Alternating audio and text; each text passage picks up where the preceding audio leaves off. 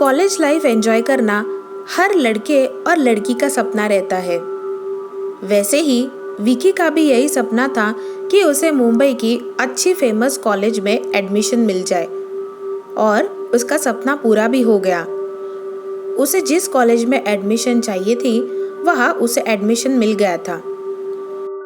Spacious classroom के साथ साथ रवि के कॉलेज में कंप्यूटर लैब, साइंस लैब, ये भी चीज़ें बहुत स्पेशियस थी।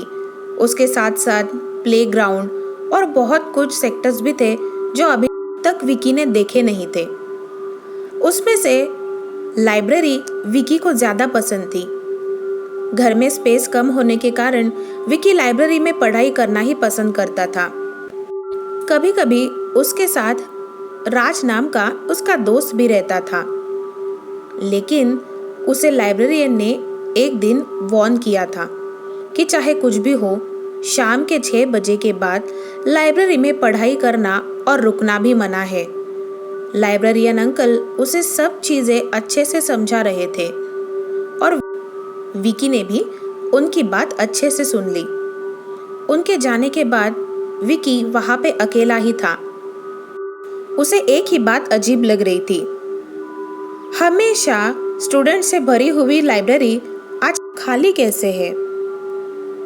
लेकिन पढ़ाई की टेंशन से वो ये बात भूलकर अपनी पढ़ाई करने लगा। पढ़ाई के कुछ ही देर बाद रवि को लाइब्रेरी की एक कॉर्नर से कुछ बुक्स गिरने की आवाज़ आ गई। पहले तो उसे डर लगा, लेकिन फिर उसने सोचा कि जल्दबाजी में किसी ने बुक्स ऐसे ही रखे होंगे और वो गिर गए होंगे। इसलिए विकी ने डिसाइड कर लिया कि जहाँ से आवाज़ आ रही है वहाँ जाके ही देखते हैं। और रवि उस आवाज़ का पीछा करते करते लाइब्रेरी के एक कॉर्नर में आ गया। लाइब्रेरी का वो कॉर्नर हमेशा सूना पड़ा रहता था और सबसे एक बात अजीब थी कि पूरी लाइब्रेरी येलो और वाइट कलर में बनी हुई थी। खाली उस लाइब्रेरी का एक कॉर्नर वो ब्लैक कलर में था और वहाँ पे सिर्फ एक बुक शेल्फ पे कुछ बुक्स रखे हुए थे। रवि उस आवाज़ को फॉलो करते करते ही उस बुक शेल्फ तक आ गया। तभी उसने वहाँ पे देखा कि ज़मीन पर एक बुक गिर गई थी और वो अपने आप बंद हो रही थी और ओपन हो रही थी। रवि को अब डर के मारे पसीने छूट रहे थे। उसने बहुत हिम्मत रखकर वो बुक उठाने की डिसाइड कर लिया और जैसे ही वो बुक उठाकर बुक शेल्फ पे रखने गया तो उसके होश उड़ गए। वो बुक जहाँ से गिर गई थी वहाँ एक लड़की का गुस्से वाला चेहरा उसे दिखाई दिया। वो लड़की के बाल पूरे खुले हुए थे। उसका चेहरा सफ़ेद था और चेहरे पे बहुत सारे निशान थे।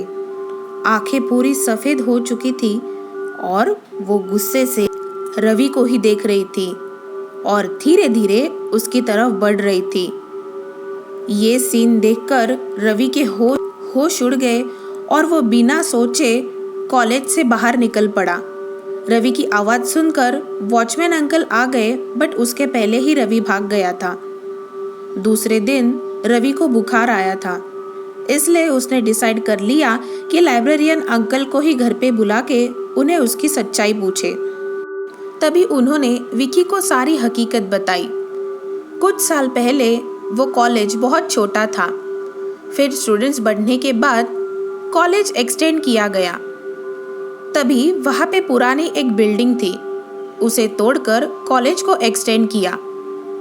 ऐसे कहा जाता है कि उस बिल्डिंग में एक लड़की ने फेल होने के कारण से सुसाइड कर लिया था। तभी से जैसे ही वो कॉलेज बन गया है, बहुत से लोगों को लाइब्रेरी में 6 बजे के बाद उस लड़की की आवाज़ आती है। किसी को तो वो लड़की नज़र आती है, पर वो लड़की ने आज तक किसी को कुछ हार्म नहीं किया है।